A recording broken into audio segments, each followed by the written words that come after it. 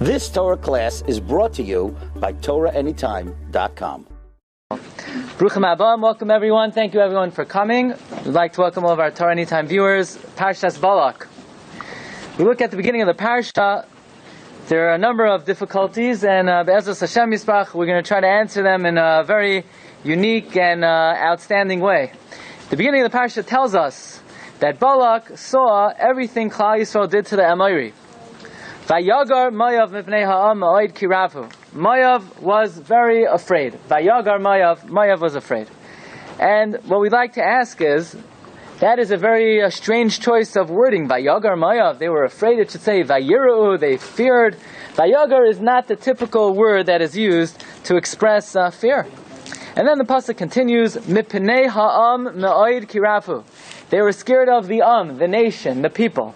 And then it says, Vayakatz Moav mipnei bnei Yisrael, that Moav was disgusted by the children of Israel. So at first the pasuk says, mipnei ha'am, the nation.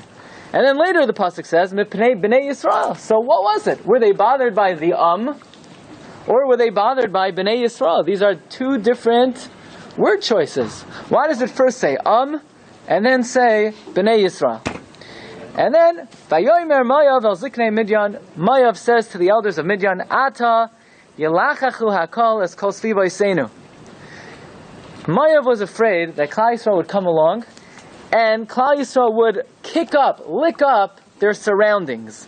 Kilchoich Hashar es Yerak Hasada, like an ox kicks up the grass of the field. Why all of a sudden is Moav being so poetic and is saying, not only are we afraid, not only are we afraid that Bnei Yisrael will kick us up and uproot us, we're afraid they're going to uproot us like an ox uproots the grass of a field.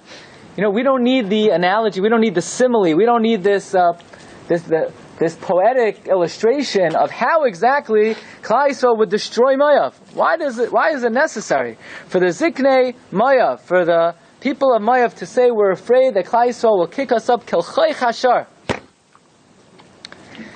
And now we're going to focus on one very mysterious word in the next pasuk. Vayishlach malachim el Bilam ben Ba'or Pisaira. He sent messengers to a man by the name of Bilam, the son of Ba'or Pisaira. What does Pisaira mean? To the city of Pisair. Why do we need to know what city Bilam lived in? Let's say he lived in Borough Park or he lived in Williamsburg. You think I care where Bilam lived? Just say they sent message to Bilam in the city of Pisaira. Does this word Pisaira appear anywhere else in Tanakh? You ever find anywhere? Anybody living in Pisaira? What's the name of the city? What does this mean? And furthermore, the pasuk goes on to say that they were afraid of Hinei Am Yatsa Mi Mitzrayim, the Bnei Yisrael, this nation that had left Mitzrayim. No kidding, they left Mitzrayim. It's necessary for Balak to introduce his request with, this people, Klal Yisrael, that left Mitzrayim. Of course they left Mitzrayim. The whole world knows they left Mitzrayim. Shamu Amin Yurgazim. And besides the fact, that's old news. The fact that Bnei Yisrael left Mitzrayim, that happened a very long time ago. Why was it necessary for Balak to mention to Bilam, you don't think Bilam knew we were in Mitzrayim? Guess who was in Mitzrayim with us? Bilam was there. Bilam was the one who advised Paroi to enslave us. If there's anybody who knew that we were in Mitzrayim, it's Bilam. So what does Balak say? This nation that left Mitzrayim, it's irrelevant information. It's extraneous information. Coming back to the city of Pisaira. Is there any mention of Pisaira anywhere in Tanakh? And the answer is no. It says nowhere the word Pisaira in Tanakh. But it's most interesting that the word Pisaira appears in Targum Unclus. In Unclus and Parshas Truma, on the words V'yasisa Shulchan Atzei Shitim, you should make for yourself a table of cedar wood, of Shitim wood. So this was a special table that was in the Mishkan. The Targum Unclus translates the word Shulchan as Pisaira. Okay, that's a little bit of a clue. But what does that do for us? So now we know the word Pisaira in Aramaic means a table. Great. What are we going to do with that? So I just threw out that clue just to tease you a little bit. The word Pasaira in Aramaic is a reference to the Shulchan. Now, what does the Shulchan in the Mishkan represent?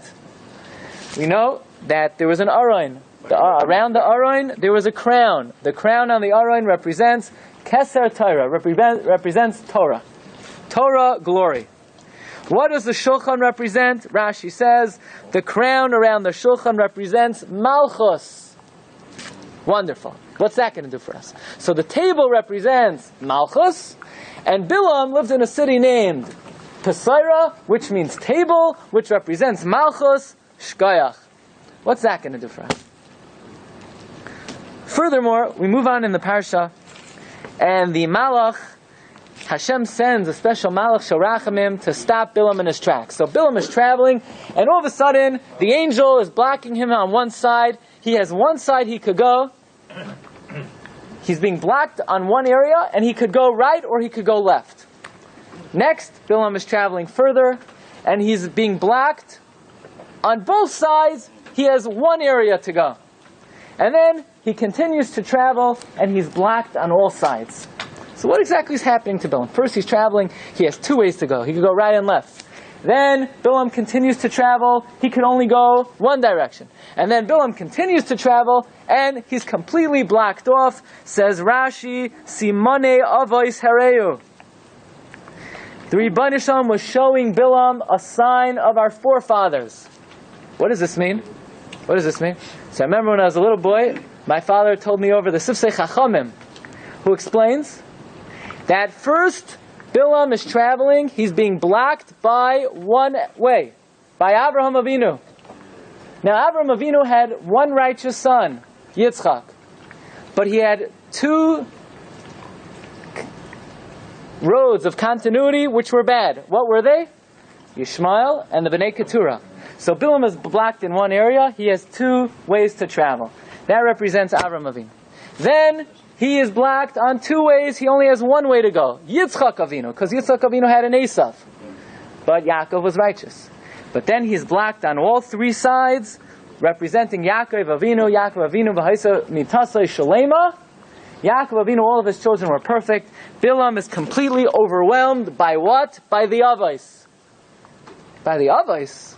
What do the Avos have to do with this? Why are the Avos intervening? Why are the Avos interfering with what Bilam is doing? The Avos, they're resting peacefully in the Maras HaMachpelah, in Chevron. If you want, you could go daven there. You could say Tehillim. But what are the Avos doing blocking Bilam? What do they got to do? What business do they have with Bilam? And in fact, the Arizal says that Bilam had beef with the Avos. Bilam didn't like the Avos. Says the Arizal, comes from one of the Kisvei of the Arizal, courtesy of Rabbi Obam Shul, behind the back door on the right, not even with you open up a special door behind the door, there's secrets from the Arizal. I was able to borrow one of them, and it made your way to your sheet over here.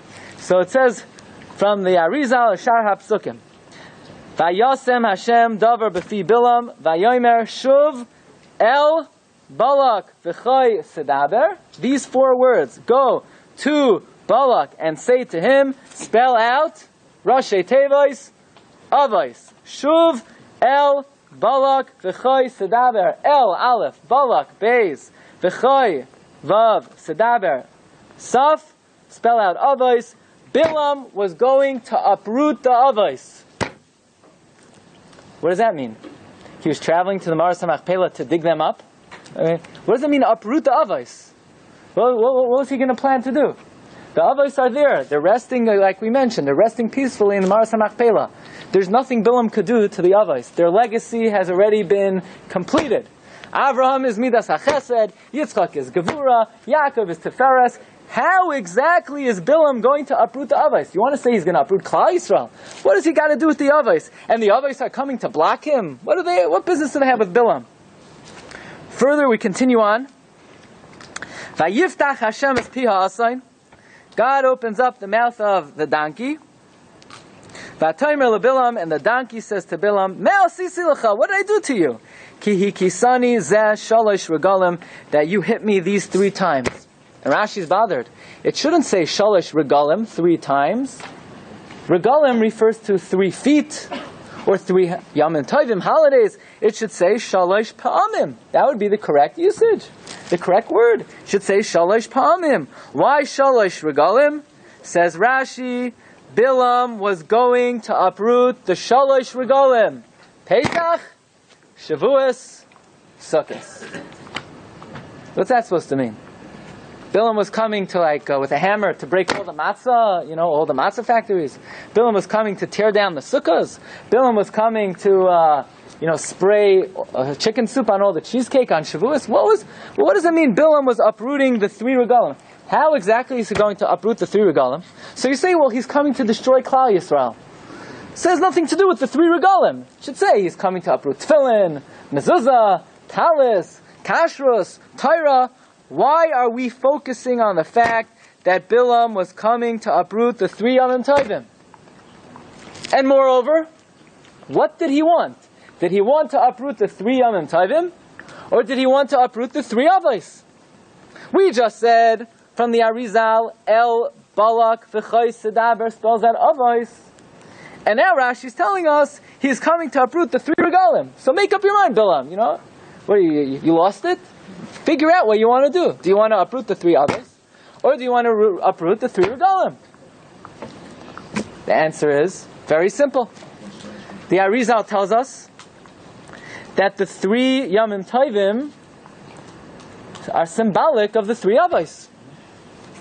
In fact, the Torah in Arachayim Siman Taf Yud Zayin in number 8, the Torah points out that he heard in the name of his brother that the Yamim Tovim are Keneged Avraham, Yitzchak, and Yaakov. Avraham is which Yom Tif? Pesach, right? Because by Avraham it says Lushi v'asi ugos. Avraham was baking the matzah for the Malachim on which Yom Tif? Pesach. And Shavuos is Keneged Yitzchak, because when God gave us the Torah on Shavuos, He blew the shofar. Where did the shofar come from? The ayil of Yitzchak.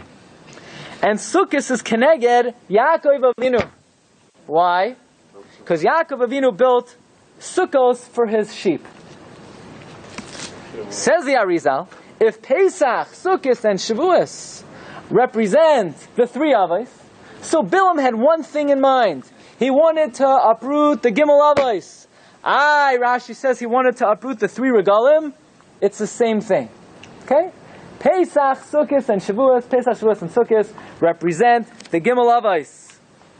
Let's ask ourselves the following question.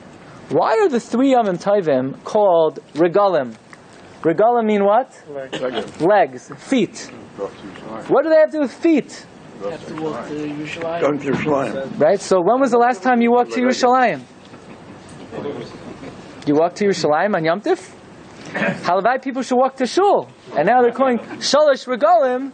Why is it called Shalosh Regalim? Because we walk to Yerushalayim. That's why it's called. That's what Yom Tif is, walking to Yerushalayim. Yom Tif is a lot more than walking to Yerushalayim. That's only one day of Yom Tif. The rest of Yom Tif, you don't have to, you could go home. So what does it mean? What does it mean? Why is it called feet? The 3 feet. I mean, if you had to think of a word to describe Yom Tif, is, feet, the word that you would use to describe, the beauty of Yom Tif. Right. When you think of, when you savor the time of Yom Tif, when you think of how wonderful Jewish Yom Tif is, you think of feet? Why regalim? Why 3 legs? And in fact, this idea that we're saying, that the 3 Yamim Tovim represent Avraham, Yitzchak, and Yaakov, there's a sefer, Oyalei Shem, from Rav Shem Klingberg. He writes in Parshas Kairach, that when it says, Shalosh regalim tachayg li bashana, the word tachayg stands for the 3 midos of the 3 avos. Taf stands for the midah of Yaakov Avinu, which is Tiferes. Ches is the midah of Avraham Avinu, which is Chesed, and Gimel stands for the midah of Yitzchak Avinu, which is Gevura. So what exactly does Bilam want? He wants to uproot the 3 avos. He wants to uproot the 3 Yamim Tovim. How do you uproot the avos? How do you uproot the Yamim Tovim? What exactly does Bilam want? And then he wants to curse us, but then he sees friends. And he sees, Rashi tells us, the modesty, the tznius of the Jewish tent, how our doors are not aligned opposite each other, that when we go out of the house in the morning, we don't look into what's doing in the other guy's house. And Bilam, Rashi tells us, he was about to curse us, But this thwarted his plan completely. This stopped him in his tracks. When he saw the modesty of Klal Yisrael finished, he's not going to curse us. Why? Well, how exactly does the modesty of the Jewish people put a stop to Bilam's plans? And at the end of the Parsha, Rabbi Yisai, Bilam comes to Balak and he says, Balak, here's my plan. This is how we're really going to get them. Tell your women, tell the Bnei Moav to go out and seduce and have relations with the Jewish men. God will really get angry at them now. That was the plan of Bilam. That is what Bilam advises Balak. Why did Bilam specifically pick this eitzah, that the Bnei Moav should go be mezaneh with Bnei Yisrael? I mean, if Bilam wanted to get Hashem angry at us, you know what he should have done? He should have said, this is what I would have done. Go into the shuls, and during Chazar Hashatz, get them to talk. Get them to talk during Chazar Hashatz. Or, go over to people and tell them to tell you Lashon Hara. Or, convince them to wear shatnez. I mean, why specifically arayas? Arayas with a guy, it's very bad. It's only a lav. There's no chiyuv kares. There are many, many more isurim in the Torah that are much more chamor. Right? If you live with a Jewish woman who's a nida, it's a chiyuv kares. You live with a guy, it's not a chiyuv kares. So why exactly is Bilam advising Balak that the Bnei Moav should be mezaneh with Kais? Here, Rabbi Yisai, we're about to hear a tremendous revelation of the Arizal. And the Arizal addresses perhaps the main question on the Parsha. And that is, what was Balak thinking? Balak sees Klal Yisrael, they're coming out of Mitzrayim. The Mitzrayim were decimated. They were destroyed. 10 Makos, Kriyas Yamsuf. Every last Vayinatzu es Mitzrayim, Mitzrayim no longer existed. We don't hear from Mitzrayim for hundreds of years. Bnei Yisrael is crossing through the Yamsuf. They go through the land of the Amori. They destroy the Amorim. What is Balak thinking? Balak thinks he's going to hire this magician Bilam. Bilam's going to say abracadabra, and the Jews are going to go down. I mean, who are you kidding? This is Bnei Yisrael, right? Shamu amim yirgazun. When Hashem gave them the Torah, the whole world shook. God's on their side. Well, Balak is a fool. Balak's a smart guy. Says the Arizal an amazing thing. Last week's Parsha, 2 weeks ago, Parshas Kairach. What caused Kairach to go off? Rashi tells us, Kairach saw Baruch HaKodesh. Who is going to come out of him? Shmuel Hanavi. So Kairach says like this, I don't like what Moshe Rabbeinu is doing. I'm going to start up with him, and one of us is going down. It's either me or him. So, if you're a betting man, 50-50 is not really that great when your life is on the line. So why did Kairach take the risk? Because he saw Beruach HaKodesh, Shmuel Hanavi is going to come from him. So he figured, if Shmuel is going to come from me, if I'm going to start up with Moshe and one of us is going down, it's obviously Moshe Rabbeinu. Says Balak. Balak saw through his kishuf, through his necromancy, through his magic, through his black magic, Balak sees in the distant future a great person is coming forth from him. His name was David HaMelech.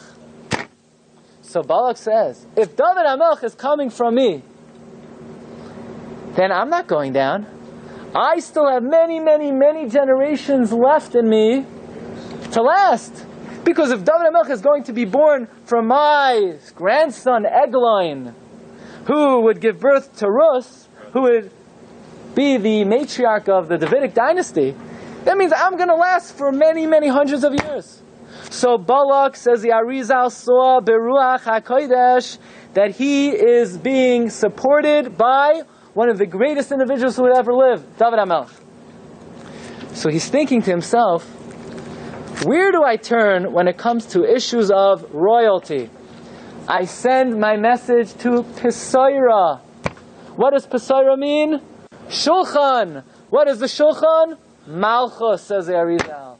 The Targum of Pisaira, it's the Targum of the word Shulchan. Shulchan is Malchus. If you have a problem with Malchus, if you don't know what to do with Malchus, what do? You go to Pisaira. That's what Pisaira means, says Arizal. So Balak is taking advice from Bilam regarding how he could take advantage of the fact that Balak was going to father eventually David HaMelech.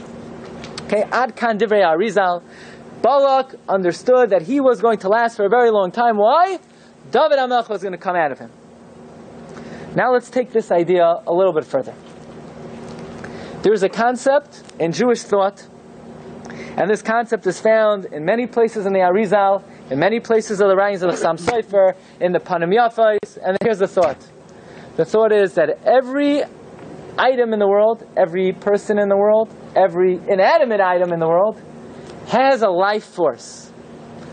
What is the life force of everything in the world? A nitzotz, a spark of kedusha, which means the same way a human being has a soul. When the soul leaves the body no longer exists. The body is lifeless. The body is not an entity even. The body collapses. Everything in this world has a life force. And the life force of every person, every object, every nation is what is called a nitzot shel kedusha, a spark of holiness. That is why the Chassam Sofer writes in many places. We find in Shas that if you would start up with an Amoira, the Amoira would look at you, and then you would cease to exist. Says the Gemara, for example, in Brachos, number 15, about Rav Sheshes, Nasan einavoi, benase gal shel atzamas. Rav Sheshes once looked at a guy, and the guy crumbled into a pile of bones. What exactly is that process, where the tzaddik looks at someone, and then they fall into a pile of bones? So Chassam Sofer explains, every person in the world has a life force of a spark of kedusha. The tzaddik is able to look at this person, or this item, extract the spark of kedusha. Now that person is lifeless, is a non-entity. He falls into a sack of bones. That is pshat in many Gemaras and Shas. V'nase gal shalat samais. That is why the Chassam Sofer explains in the name of his Rebbe, the Haflah. Parshas says, I never want to see your face again. Moshe says, you bet I'm never going to see your face again. Because really a tzaddik is not allowed to look at a Rasha. A tzaddik is only allowed to look at the Rasha to extract whatever kedusha the Rasha has. Once Moshe has already extracted all of Paro's kedusha, he's no longer allowed to look at Paro anymore. And this we explained once in Parshas Va'era. We had a whole shiur explaining this concept. So understanding this idea that every person, every object, this table has a spark of kedusha. If we had a big tzaddik here who was able to extract that, the table would cease to exist. Not only do tables have sparks of kedusha, not only do people have sparks of kedusha, there are nations that have sparks of kedusha.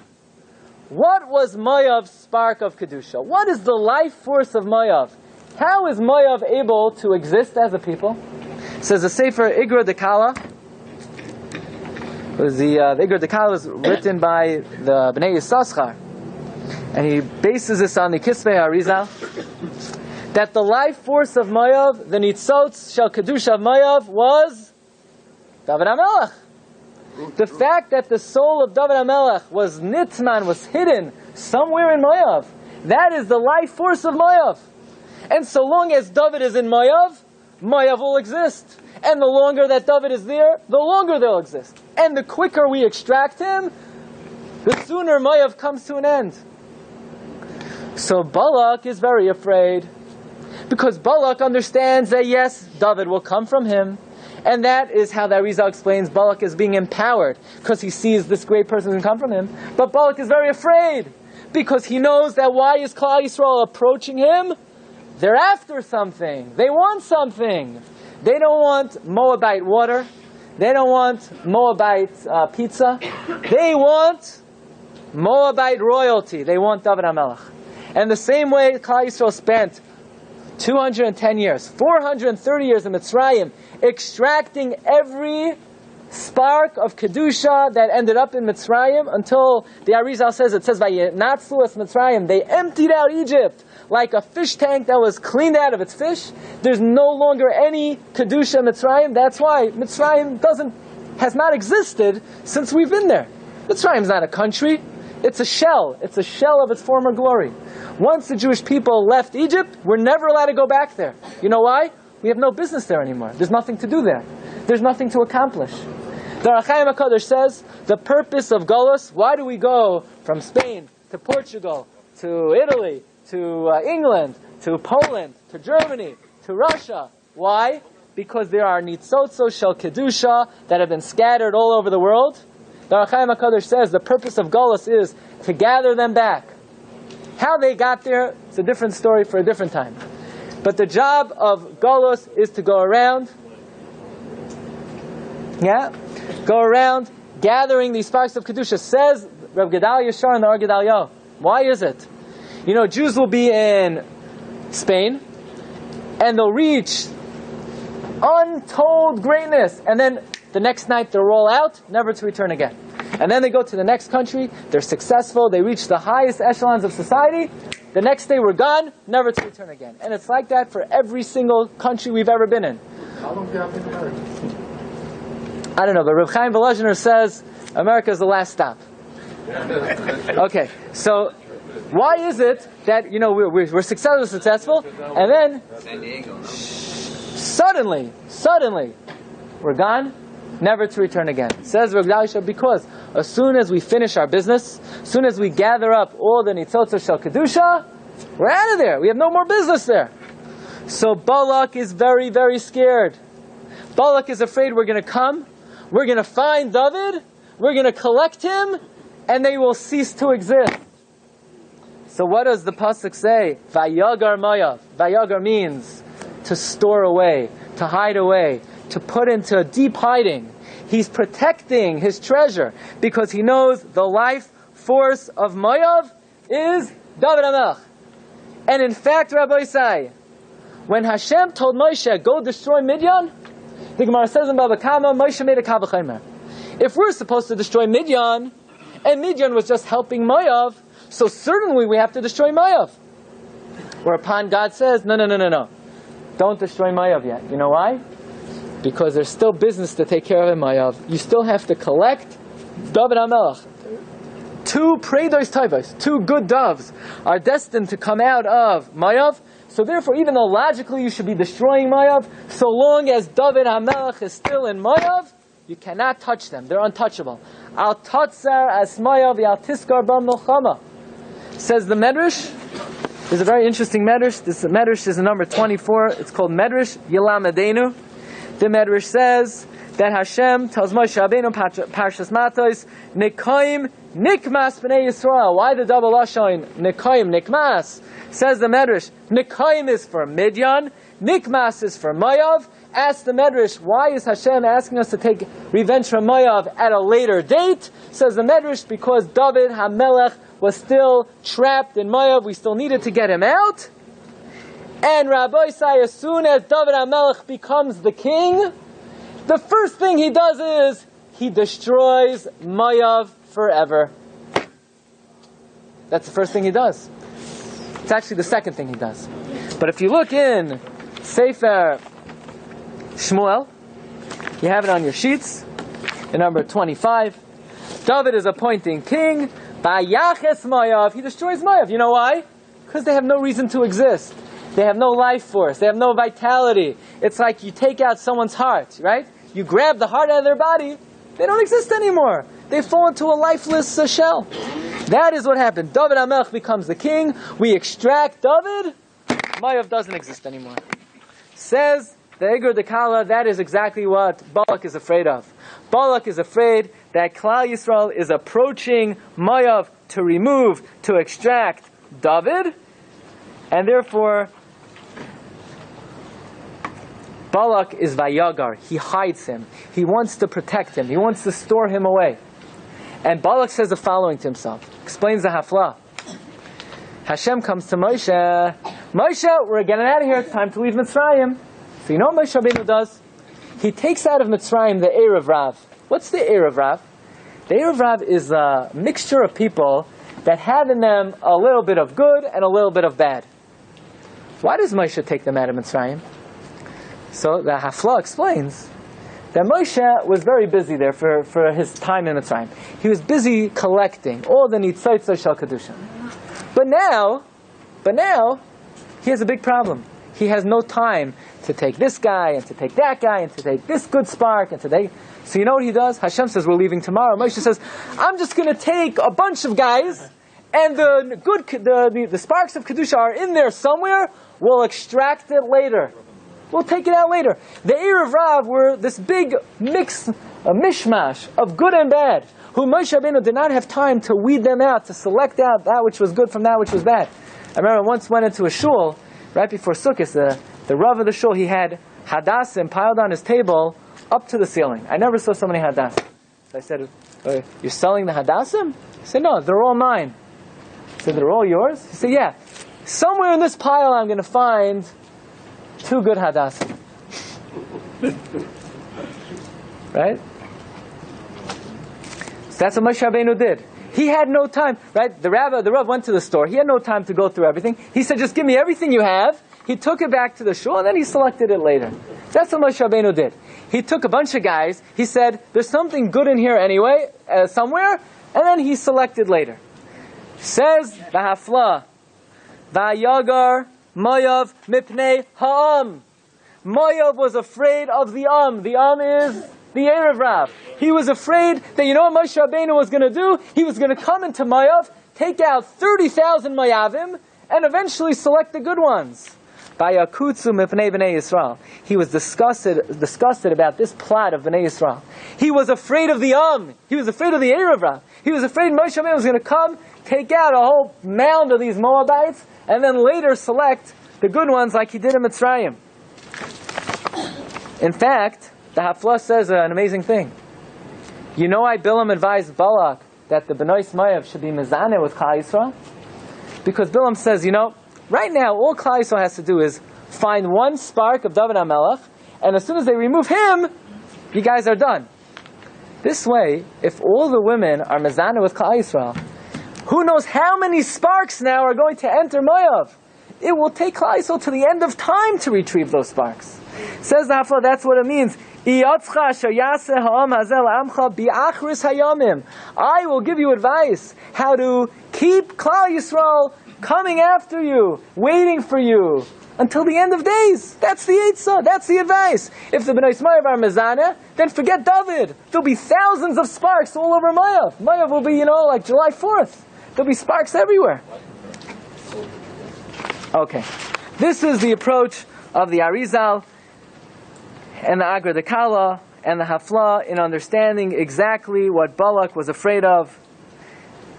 Let's get back to the Avos.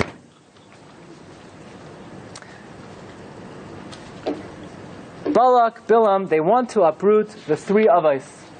They want to uproot the 3 Regalim. And we said it's all the same. It's all the same. The Avos are represented by the 3 Regalim. How many Yomim Tovim do we have? How many Regalim? 3 Regalim. Is that true? What we're forgetting about one Regel.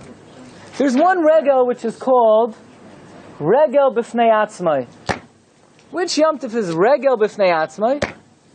Shmini Atzeres. Okay, so that means there are 3 Regalim, and then there's a Regel B'fnei Atzmai, Shmini Atzeres. Who is represented by Shmini Atzeres? If Avraham, Yitzchak, and Yaakov represent Pesach, Shavuos, and Sukkot, who's represented by Shmini Atzeres? David HaMelech. David HaMelech. Says the Sefer Shari Oira. Shari Oira is one of the great works of mysticism. Look at number 26. The Shari Oira writes, it says, Shalosh Regalim Tachagli B'Shana Kineged Avraham, Yitzchak, and Yaakov. But don't forget about Shmini Atzeres. Says the Shari Oira, Shmini Atzeres is represented by David HaMelech. So you have the 3 Regalim on one side, and they work with who? Avraham, Yitzchak, and Yaakov. Then you have a separate entity called Shmini Atzeres, which is represented by David HaMelech. Shmini Atzeres is which day of Tshuva beginning from Rosh Chodesh Elul?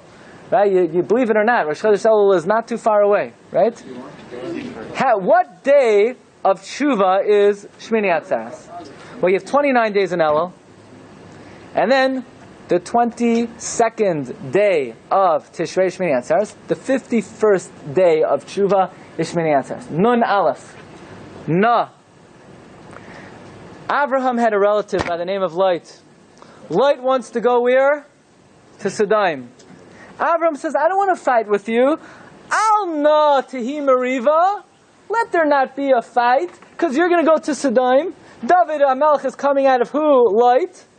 I'm going to lose David. It's going to be very hard for me to retrieve David, Abraham says to Light. It'll be very difficult for me to get him back. You're going to go to Sodom. Abraham is going to be lost in the David's going to be lost in the nice Light. He's going to end up in Moav. Until I get him back, it's going to be many, many, many generations. Abraham says, Al na tehi meriva. Please, let's not there be a fight. I don't want to lose Na. What's Na? Shmini Atzeres. Who's Na? David HaMelech. I don't want to lose that. That is why it's pointed out in the Sefer Likutei Ma'amarim. Balak says to Bilam, V'ata now, L'cha Na Arali. Please go curse. Who? Na. Who's Na?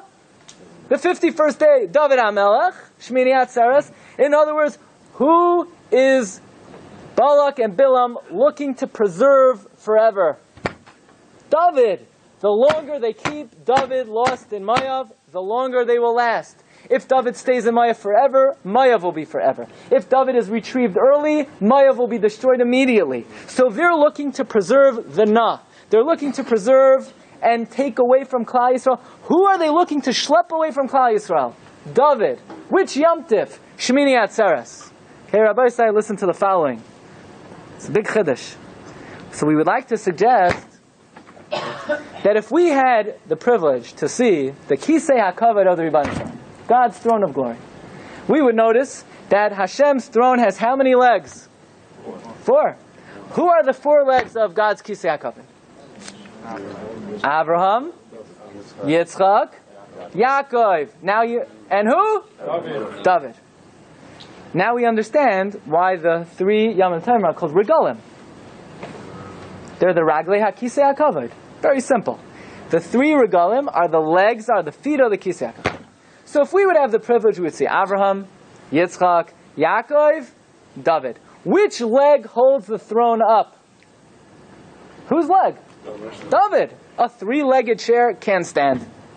That is why it says that when Yehuda was born, V'ata miledas Amida, the Shalach HaKadosh points out. God's throne was able to stand when Yehuda was born because David's leg keeps the Kisei HaKavod standing. Otherwise, it falls down. It's nekar. It's uprooted. So Bilam and Balak, who do they want to hold hostage? David. If they hold David hostage, David never becomes part of Klal Yisrael. The Kisei HaKavod remains 3-legged. What are they uprooting? The 3 Avos. What are they uprooting? The 3 Regalim. They're nekar. Because 3 legs don't stand. Only with David HaMelech does the Kisei have Amida. Shalach HaKadosh points out, you look at the word Yehuda. Yehuda is Yud Kei Vav Kei, with which letter? Dalet, the 4th leg of the Kisei HaKavod. Right? So by Bilam and Balak holding David HaMelech hostage, they want to uproot Abraham, Yitzchak, and Yaakov. They want to uproot Pesach, Shavuos, and Sukkot. By the way, Chassam Sofer writes that, all the regalim are called chagim, except for Shmini Atzeres is a regal, but it's not a chag. The Mechaber says, don't call Shmini Atzeres a chag. Why not? Shulchan Aruch writes in the name of the Rama Mipano. Right? The Rama is buried in Italy somewhere. Right? The Rama Mipano says that why Shmini Atzeres is not called a chag? Chag means a circle. All the Yomim Tovim are around the circle. But what's the center point of the circle? Shmini Atzeres. The source of Kedusha of all the Regalim is Shmini Atzeres. You're Oiker Shmini Atzeres, you're Oiker all the Regalim. So Bilam is coming to be Oiker Avram, Yitzchak, and Yaakov. He's coming to uproot who? He's coming to uproot Pesach, Shavuos, and Sukkot. Hold on to your socks. So David HaMelech is more important than the others? He's not more important. The 4th leg of the chair, practically speaking, holds everything together. He's the Makabah, he's the final Regal Amida. So it comes out, listen to the following. The Malachim come to the house of Abraham Avinu, and one Malach was telling Sarah she was going to have a child. And one Malach is healing Abraham Avinu, and one Malach came to destroy Sodom. What about the Malach Who came to rescue Lot? Were there 4 malachim? You had 1 malach who healed Abraham, 1 malach who destroyed Sodom, 1 malach who told Sarah she's going to have a child. What about the malach who rescued Lot? So Rashi tells us, the malach that healed Abraham is the same malach that rescued Lot. What, there are not enough malachim to go around? Hashem couldn't find a 4th malach to do the job of rescuing Lot. He had to have 1 malach heal Abraham, and the same malach, you know, he was short on workers, he was short on cash, so he figured you do 2 jobs? Says a Chidush Harim, listen to the following. It's mamish, half live a fella. Ultimately, we are not allowed to marry Moav. You can't marry them. If a man comes from Moav, even if he converts, and he learns Shas 50 times with the Yushalmi, Sifra, Sifri, can't marry a Jewish woman. Why not? Because Moav is off limits. What did they do wrong? So the Pasuk says in Kiseitze, look at number 30, Lo yova yamani mayavi b'kal Hashem. Why? Number 1, they didn't bring us bread and water, right? When we were traveling through Moav, they should have, set up Poland Spring water machines so that as we're traveling through, we could, stick our cups in as we pass through, right? Klal Yisrael would have lined up with cups, right? And, everyone would pass through it. They would have given us water. They should have set up, concession stands, giving us free hot dogs. Right? That's what the Torah is saying. They should have given us food. And they hired Bilam ben Ba'ar against us. But very surprisingly, if I were to ask you, if you can't marry someone from Moav because they're rotten to the core, are you allowed to marry the women from Moav? Yeah? You're allowed to marry the women from Moav. Why? So the Gemara says the following. The Gemara says, because you can only hold the men accountable for not having gone out to bring us food and water. But the women, they should be inside home, in their tents, inside, out of the public spotlight. So we can't say to the women, you're so unkind, you're so cruel, you should have brought water and food to Klal Yisrael. No! The women were exactly where they belonged, they were in their house. The Gemara asks, but what do you mean? So I understand the women aren't going to bring food to the men, but the women should bring food and drink to the women. Gemara says, no. Kol kvuda bas melech panima. Even to go outside and bring food and drink to a woman publicly, it's a disgrace for a woman. A woman is a princess. Her honor, her glory is in the home. We cannot have any tainus. We can have no complaints against the women that they didn't go out and bring food to the women. So the Malach is coming to who? To destroy Sodom. Fine. The Malach is coming to tell Sarah she's going to have a child. One Malach has to rescue Lot. The Malach says to himself, rescue Lot. Why should I rescue Lot? Who's going to come out of Lot that's any good? So Hashem says, you have to rescue Lot. David HaMelech is going to come out of Lot. The Malach says, how is he going to come out of Lot? Well, Hashem says, through Moav. So the Malach says, you can't marry into Moav. Hashem says, you can marry the women. He says, why could you marry the women? The women should have brought us out food. Hashem says, no, women should be in their tents. The Malach says, where does it say in the Mishnah Brura that women should be inside? Hashem says, go to Abraham's tent, see where Sarah is. Wherever Sarah is, that is the way a woman should be. If you see that Sarah's in her tent, then you could go rescue Lot, because you know David HaMelech will come out. So the Malach comes, the Malach says to Abraham, Aye Sarah, where's Sarah? Hinei ba'ayal, Abraham says, she's in the tent. Oh, the Malach says, Hashem was right. Women are supposed to be modest. Women should not be in the public eye. If that's the case, then only you can't marry the men from Moav, but you could marry the women from Moav. And now David HaMelech will be born from Moav and have to go save Lot. Says the Chidush Harim, that is why the Malach who rescued Lot had to first go to the house of Abraham to receive the halacha that kol kevuda bas melech panima. You got it? It's complicated, but you got it? The Malach had to go to Abraham's tent to learn the halacha of kol kevuda bas melech panima.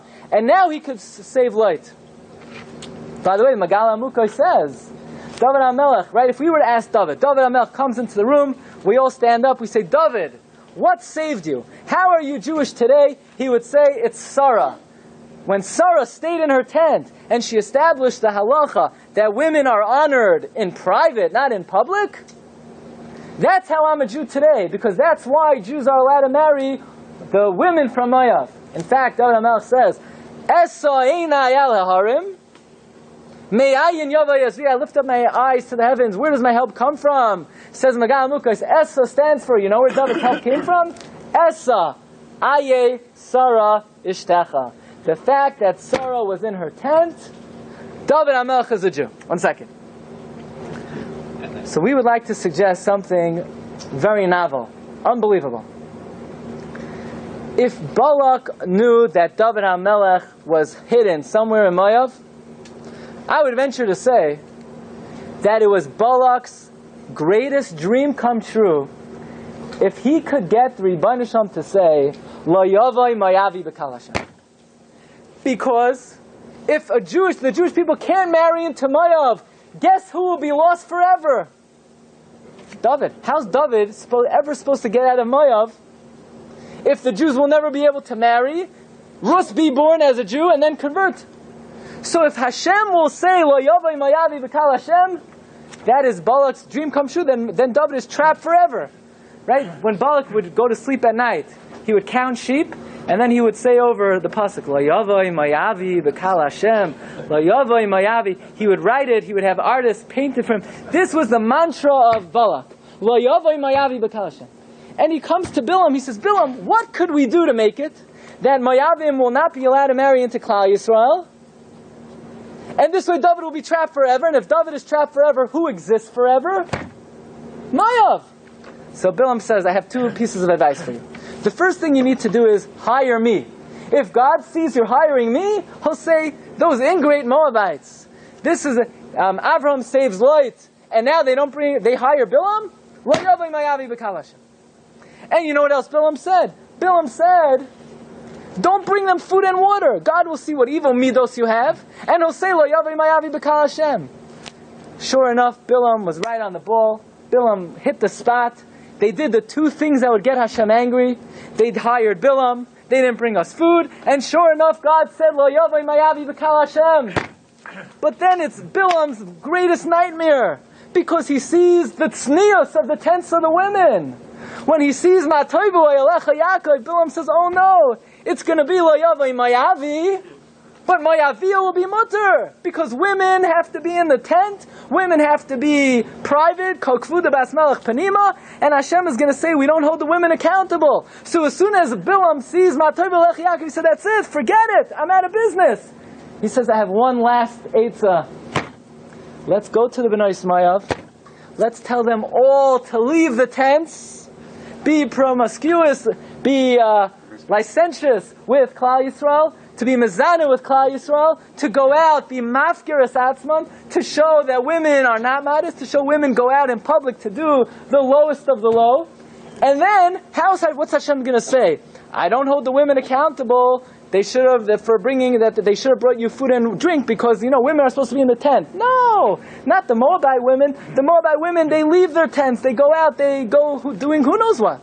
So the eitzah of Bilam was to convince the Rebbeinu Shalom that Lo yavai mayavi b'kal Hashem should be for the men and for the women. Because that is why why did the Malach go to Avram's house? The Malach says, I'm not saving Lot. No one's coming out of Lot. Because both the men and the women are usher. Not until the Malach said that Sarah's in the tent, he said, you know what? The women will be mutter. So Bilam is coming to counteract this ideal of Matoivu Ayalecha Yaakov.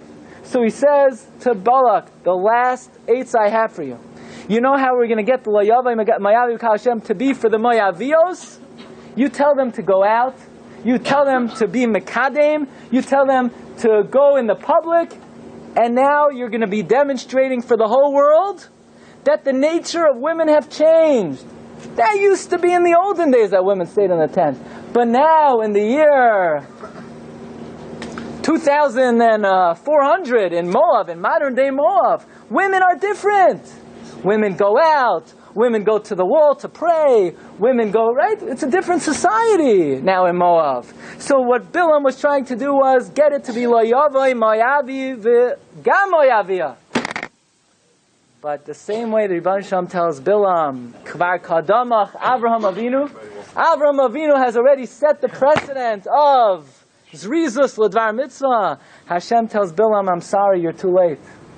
Sarah Imenu has already established for all time that it's not her personal practice to be Matoivu Elecha Yaakov. This is halacha psuka, as the Gemara says in Yavamas. Aye Sarah Ishtecha Hine Ba'ayal is the way women were created for all time. And no matter what Bilam advised Balak, and no matter what the Bnei Moav did, the Rebbeinu Shem has no tainus on the women of Moav that they should have come out even to bring food and water to the Moabite women. So Rabbi, so what we're learning is that it doesn't just happen to be that Hashem said, Lo Yavai Mayavi B'Kal Hashem. Balak wanted that. Balak created that. Balak was striving for that. He created it through the Eitzah of Bilam. And Bilam and Balak were working hard. They were, their brains were working. How could we extend the Isser to the Nashim? Because if we extend it to the Nashim, who will never come to existence? David. David will never come to existence. Moav will last forever. That's what they were afraid of. Vayagar Moav. Moav was afraid that they would extract David. Bilam wanted to keep David. He wanted to keep David. This way he'd be Oiker, Avram, Yitzchak, and Yaakov. He's Oiker, the Kisei HaKavod. He's Oiker, the Shalosh Regalim. But ultimately, Sarah Yimenu saves the day. And David HaMelech acknowledges that